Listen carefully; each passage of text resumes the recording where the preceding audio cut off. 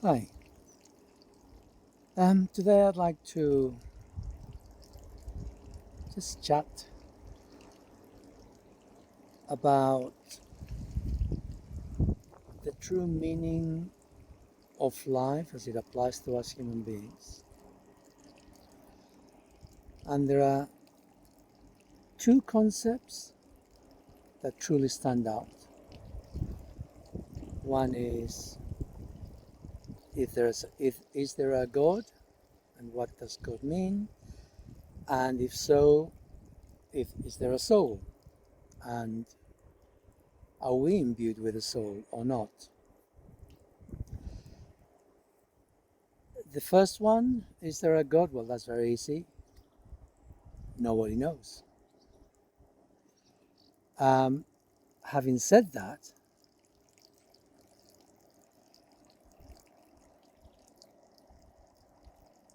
it is for us as human beings, it's pretty difficult to really take into account life, the way that it arises, and the way that at some point in the future it just dies, whether it's a tree or a human being or an animal. One minute they're animated, which implies there's something behind the physical, and then we become inanimate. There's nothing there. It's just whatever's going back into the soil. And so one cannot have one without the other. If we're going to agree that there is a soul within human beings, then that means that there is a God. And if we are to contemplate the definition of a God, then it means that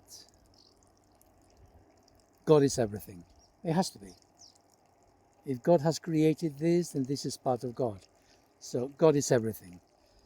And that implies that God has split itself, separated itself, out of itself. It has brought forth the cosmos. Therefore, the cosmos is still within God. The cosmos is still part of God. And therefore, everything within life has God within it.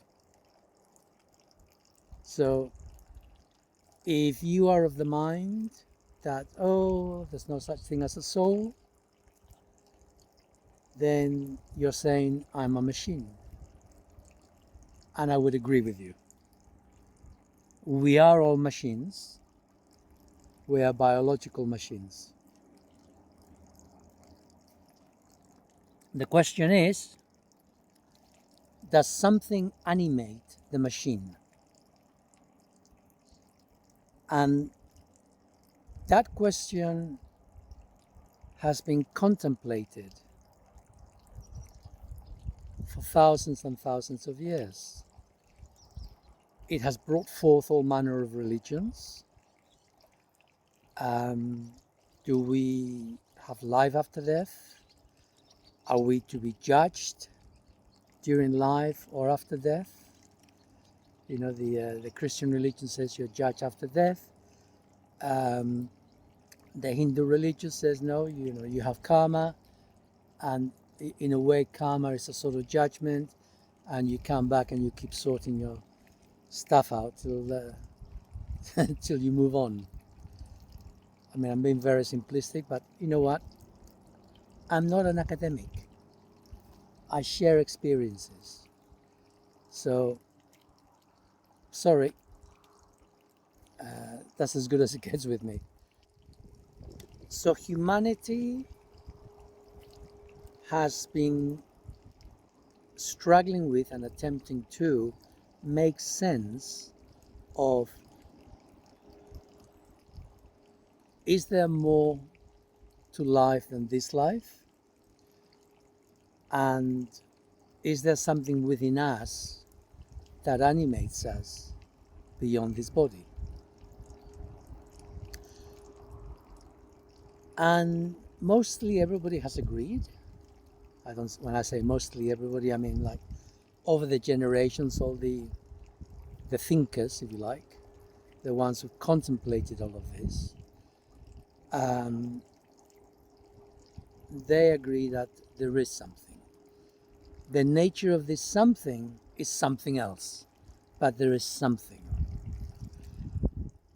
And I, for one, I am of that way of looking at the world, and I've got my experiences that inform me as to why this is true, or more than likely is true. You know, we have to hedge our bets. You know, the thing about being a human being is we don't know anything. So we have a soul, or do we? We believe we have a soul, and the crunch of the matter is the soul there with us from the beginning? Does it come in? So for the avoidance of doubt, I am connected to something greater than me, greater than my ego. And this something that's greater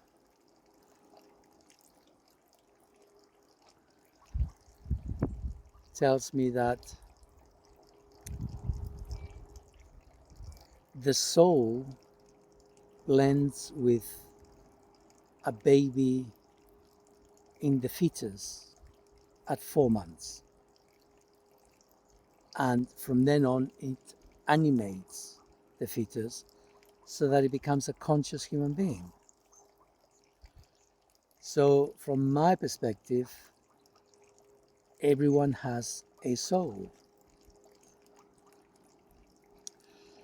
And yet, when we look around the world, people, you know, everybody wants to be equal. You know, equality of whatever, you know, it's not possible. People are not equal. We are not equal as human beings.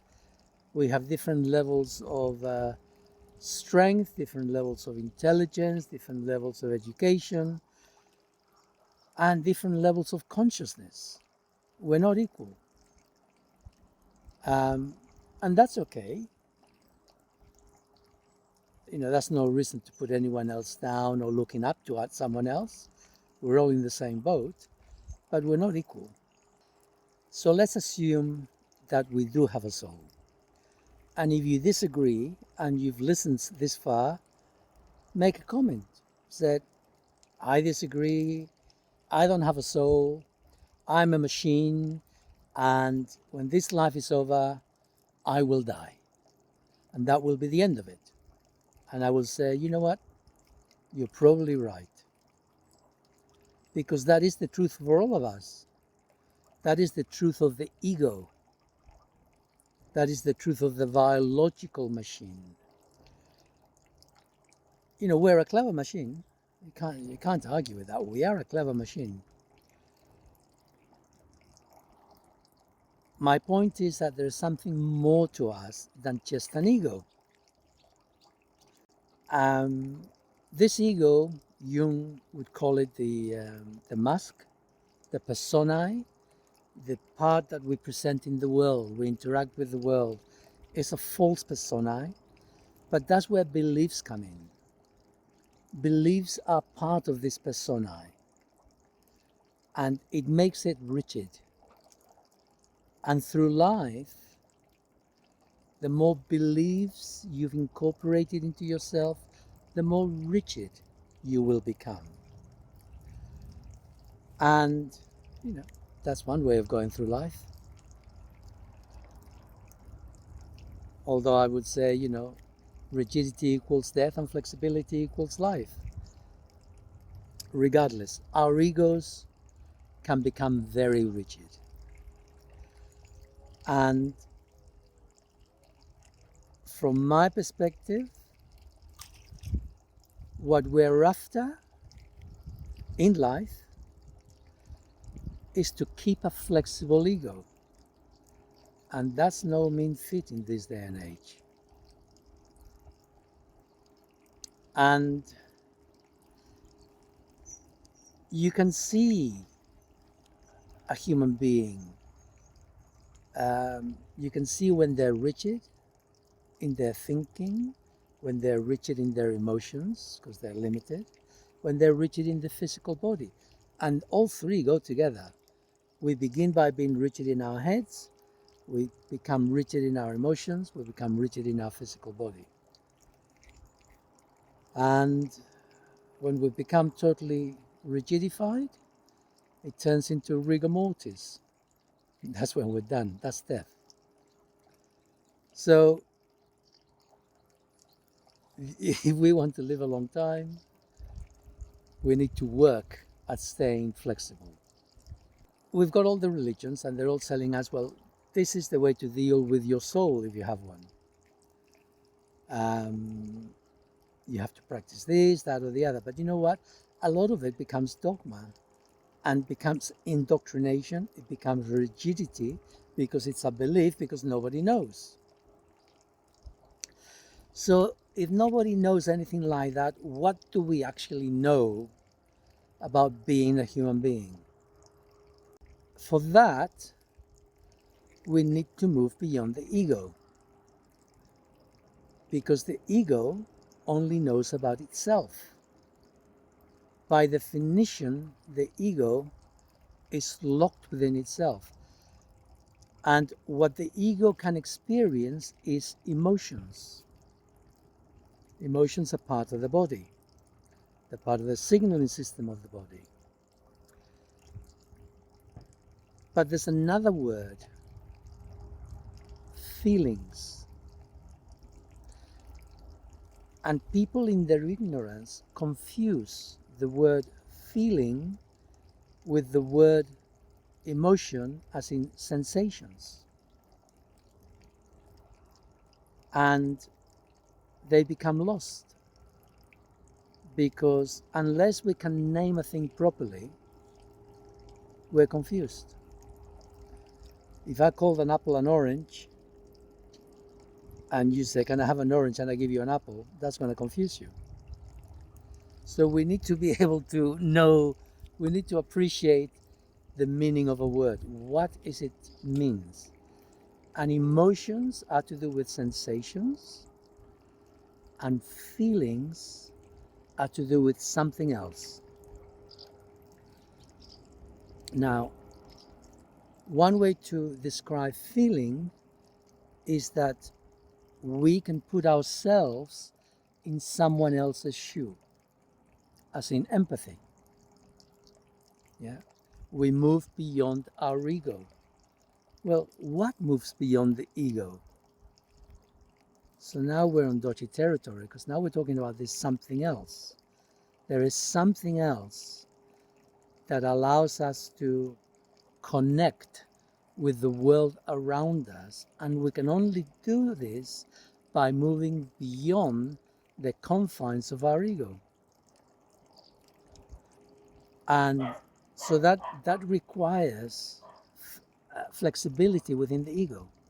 The ego needs to be flexible enough to let go, to surrender. We need to surrender to something greater, whatever that is at this moment. There's something greater. We don't know what it is. But if I want to focus on you and look at the world from your perspective, I need to surrender my ego to you. I put myself in your shoes so that I can approximate what experiences, what emotional sensations may be going through you, so that I can see the world as you see it, or approximate it. So that's an important axis, except there are people whose hold on their ego is very weak. They have no confidence in themselves.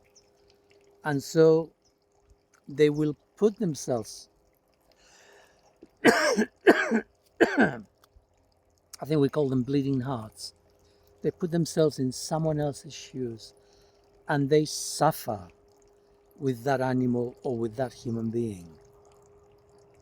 And that is slightly different because at that point, you've lost yourself. You've moved out of yourself into the other human being. And there is no boundary that says this is me and that is you. So that gets a bit complicated. I mean, that is, although it is very laudable to be able to do that, it is actually a very unhealthy way of being in the world. Because that is fixed. You lose yourself in your partner, in the animal, whatever it is. You lose yourself beyond yourself. So it's an important thing to be able to do. And yet, we need to know who we are, whatever that means at the moment.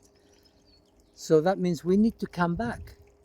We need to be able to put ourselves in this other human being, see the world from their perspective. Then we come back to ourselves and we compare and contrast between the two. So that I know that I am me and I know that she or he is he. I appreciate what's going on for them, but I come back to me because this is the center of my reality. So that is feeling, but feeling can be a little bit twisted. If we give up ourselves, it's basically we're coming out of our bodies. And that's not good for the soul, if there is a soul. So we need to come back. So we'll just stay focused on the soul and feeling. So feeling cannot be experienced in the lower abdomen. The lower abdomen is the center of the emotions, second chakra. Feelings can only be experienced, felt from within this area, the heart. But it's not of the heart. It's the fourth chakra, but it's not of the heart. Our hearts are a gateway. Human beings have got two gateways of immediacy. One is the gateway of the second chakra, which can connect us to past lives. And when we bring emotional baggage from a previous lifetime, this is all to do with the emotions in the second chakra. The heart is another gateway, but this is the gateway to the soul. So, if you can accept that there is a possible soul within you, then this soul can only guide you via the heart. And in a number of religions, Sufism was the one that comes to mind. You want to link to God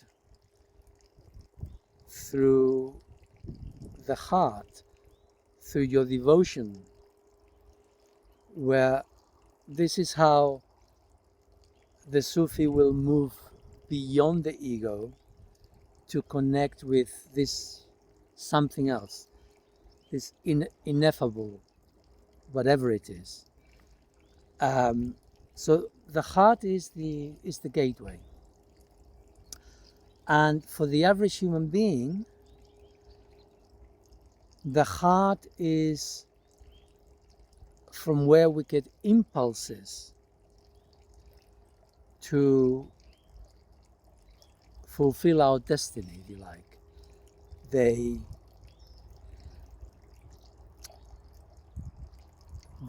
point towards the people, the situations, the book, whatever it is that we need to connect with, so that we can continue to grow, so that we can continue to become more flexible and be able to separate from the ego. The ego will never separate itself from the ego. Okay? All the ego does is fracture itself into multiple personalities. But the heart is a different thing. It's a different place.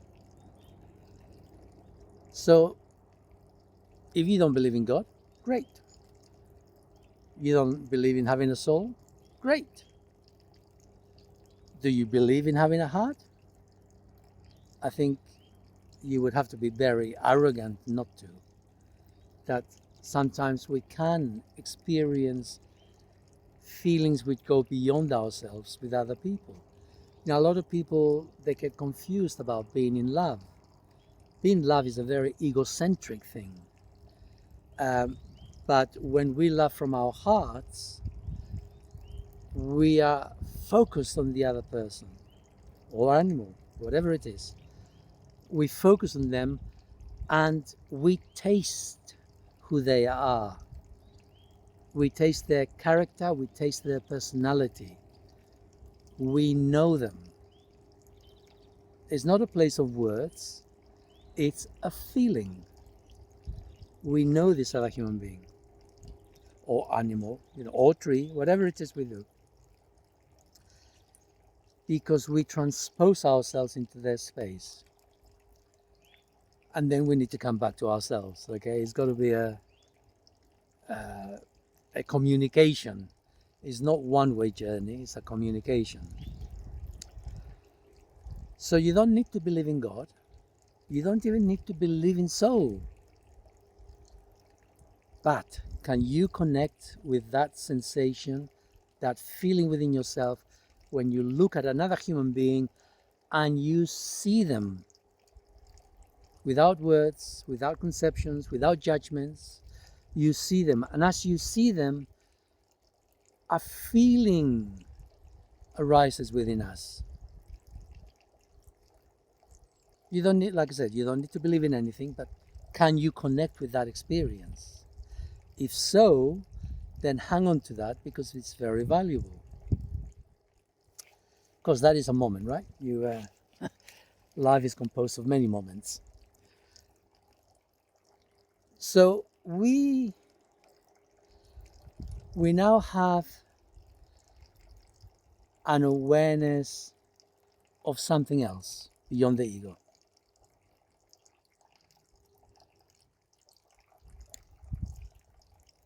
Now Gurdjieff, I was raised on Gurdjieff when I was young. I loved Gurdjieff. He was my hero. I wanted to emulate him. And Gurdjieff had this phrase about growing a soul.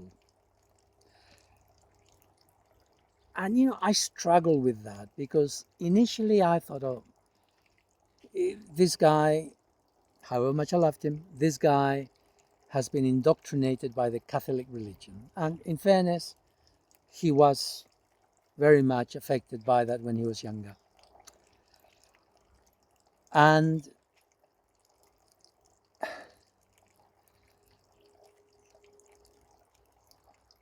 my reaction at the time was that a lot of these religions, Abrahamic religions,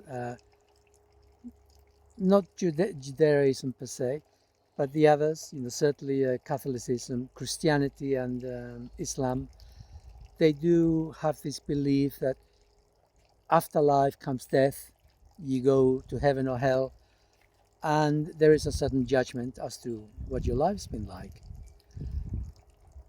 And so the soul, Honey, honey, no, honey. That's my dog. It's terrible. He just wants to play, but he's very young. Anyway, so the immortality of the soul and going to heaven is sold as an ambition to people to behave in certain ways in life. And so I thought, oh, for God's sake, Gurdjieff, he's, uh, he's peddling the same thing. But I had misunderstood. It happens, we're all young, we grow, right? We all make mistakes. And I now am of the opinion that I understand what he was really trying to say a bit better, which is that when we're lost in ego, as in we're just reacting in the world, there's no me in there that is separate from the ego, then I'm at the mercy of the world. I'm just reacting, and my ego, my soul doesn't get a look in edgeways. But as we work on our repressed emotions, as we begin to clear the garbage in our heads, because a lot of belief systems are garbage, because we haven't even processed them. We just believe something. To believe something means that we're ignorant of something. It means we have not processed the information. It's not ours. It's someone else's, and we've taken it on board. Anyway, so what I believe, the way I understand what Gurdjieff was attempting to share was that we grow the soul, but perhaps that was the wrong word. We grow an essence within ourselves that grows with experience. You see, when we are totally reactive, we're totally lost. We're in our heads, we're not connected with our bodies, hardly connected with our emotions. We don't really have any sense of who we truly are, because we're on the mask, we are in the personality. We're just reactive beings. When we begin to focus deeper, Jung would call it the shadow, as we begin to work on the shadow part, on what's in our unconscious, as we begin to digest what is within us and express it within our bodies and within our emotions, as we make it our own, so we begin to find ourselves present in our bodies more and more regularly. And every time that we do this, every time that I'm in my body, that I am connected emotionally, that I'm connected mentally, that I am connected with the world around me, every time that I'm here, this is a taste of a real experience. A lot of experiences are not real. So we have a real taste of an experience. And these little experiences, they're like salamis. You gradually bring them together and gradually you'll end up with a sausage. So this is the opposite of slicing it up. This time we're bringing the slices together little by little till we end up with a whole.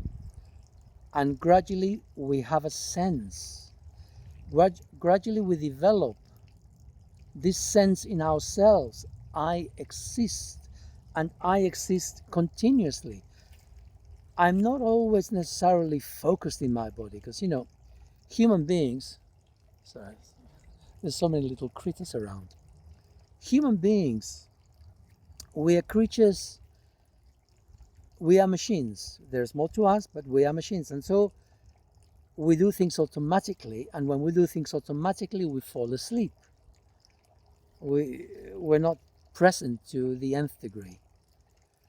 However, when we have this sense of self that has been won by us through a lot of suffering, through a lot of emotional intensity, through a lot of soul searching, as we grow this within us, I believe this is what Gurdjieff was referring to as the soul. Not, he may have separated soul from spirit, okay, but the soul. And even though we've processed most of whatever rubbish is within us, we will still fall asleep. It's inevitable. However, we are awake at a moment's notice, because that something within us is there, or should I say it's here, in the background, constant. And so our communication improves.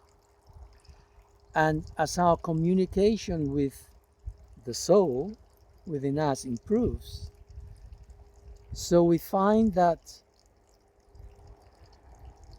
the universe speaks to us